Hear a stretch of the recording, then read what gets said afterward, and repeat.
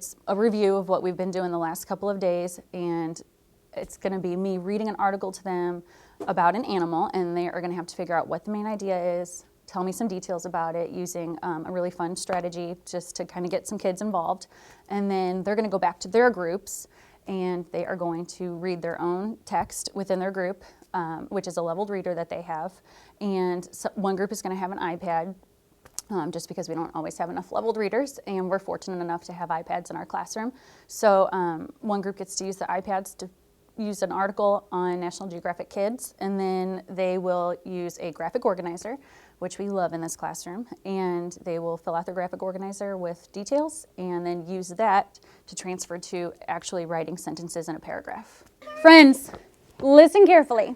All week long, and even for the week before and the week before that, we have been talking about animals. Lots and lots of things about animals. That is our main idea. Mirror words. Main idea. Topic. For today. Is animals. We're talking still about animals, and we're talking about facts about animals. Tell your neighbor what a fact is, please. A fact is something you can prove. We're using lots of cooperative learning.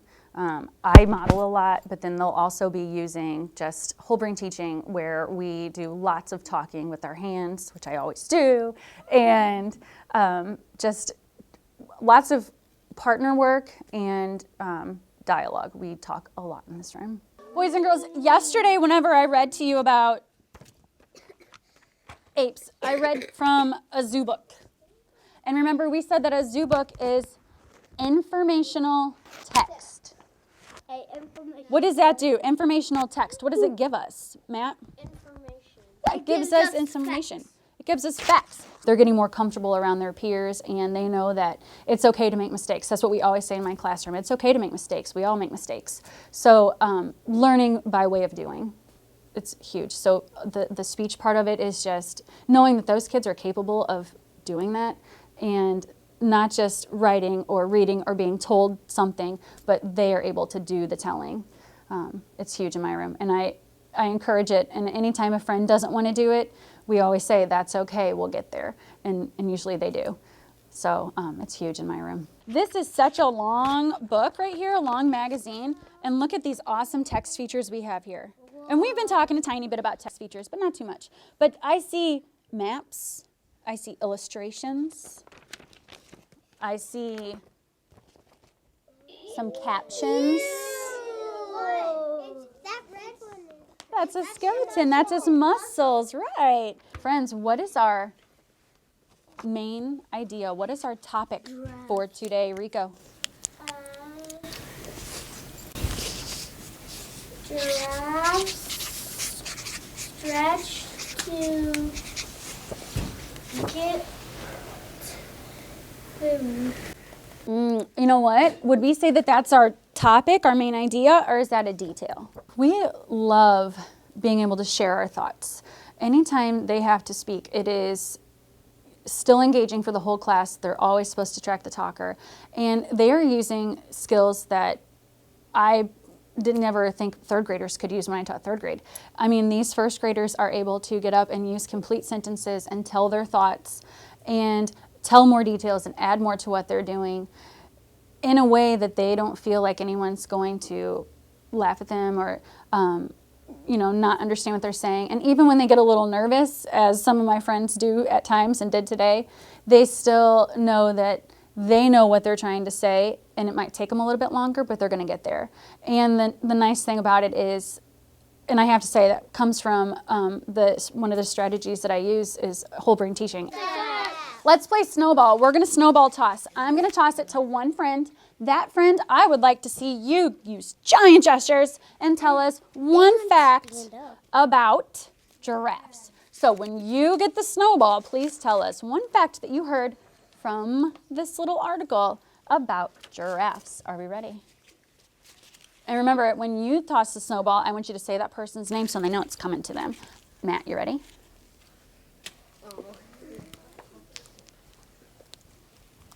Giraffes' names come from speed. Very good. Friends, let's give him a Santa clap. Ho, ho, ho. And we're going to write what he just said. Giraffes. Names come from their speed. Names.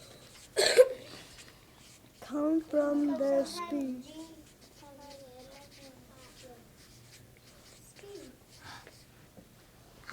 Good job. Okay, snowball toss. Abby, show me how you should be sitting. Giraffes use their long legs and long blades to get leaves from high branches. Wow, let's give him a looking good. Looking good. I do a lot of observation. In first grade, pencil paper test is not necessarily the best way to assess them. It's what you see them doing on a day-to-day basis, what they can teach each other, which is phenomenal that some of these 6- and 7-year-olds are able to get an idea across that I've been saying all day long, and they open their mouth and all of a sudden their friend says, oh yeah, I get it. And so just being able to observe what they're able to do on their own, but also within their peer group. This is what you guys are going to do.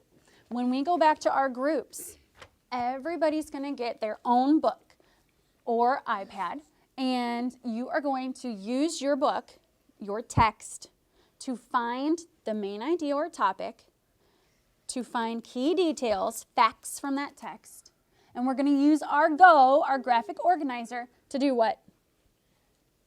What do we use a Go for?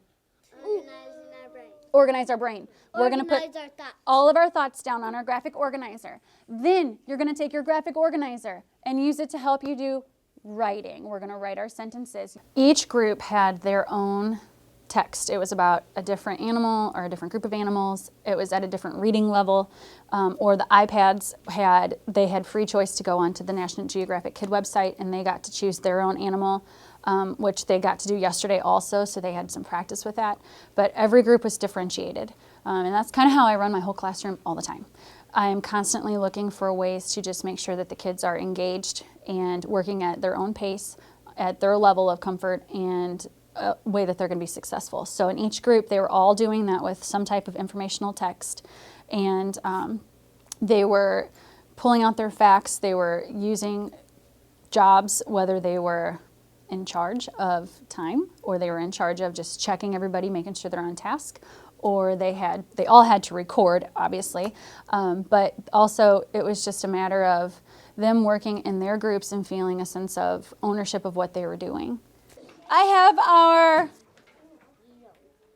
group jobs. So we're going to be using our cooperative learning strategies to make sure that we're working together. Everybody has a job to do. Some of us might have maybe 2 jobs, depending on if we're missing anybody today from our group. So listen very carefully. I'm going to put our jobs down on one person's desk. Daniel, that person's going to pass them out to the right people. You get the same job that you had yesterday. And if you have a question, I will come help you. They had a graphic organizer. We use tons of graphic organizers all the time, especially for language arts, whether it's when we're just learning new words or learning new concepts, we're constantly using something to organize our ideas. So they got to use a fact circle, and they just had to put whatever their topic was in the center, and then around the circle they got to just write their facts. And in my classroom, there's not one right way to do anything.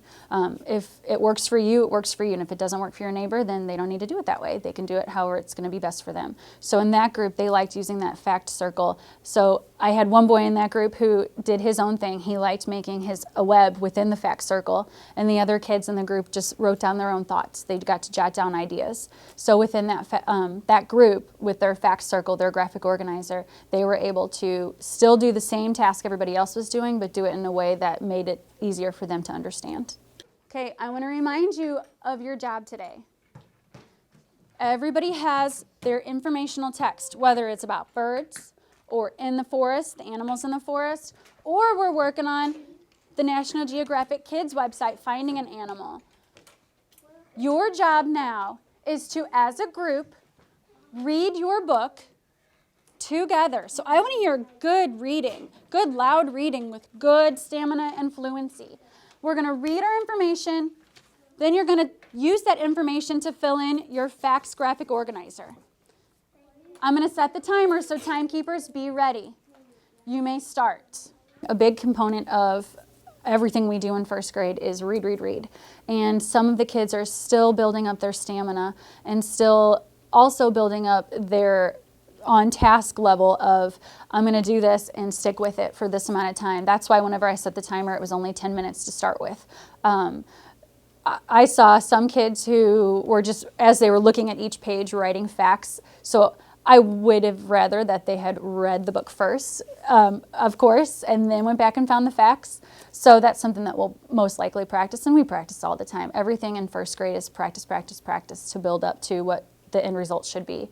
But also another challenge was a grouping of friends who don't always, because they're so social in there and we are constantly up and moving and talking and working together, sometimes they lose a little bit of their focus, and they like to, when they have that timekeeper job, they like to make sure everybody in the room knows the time. So that also would be another challenge, is making sure that they're doing their job, but within their own group.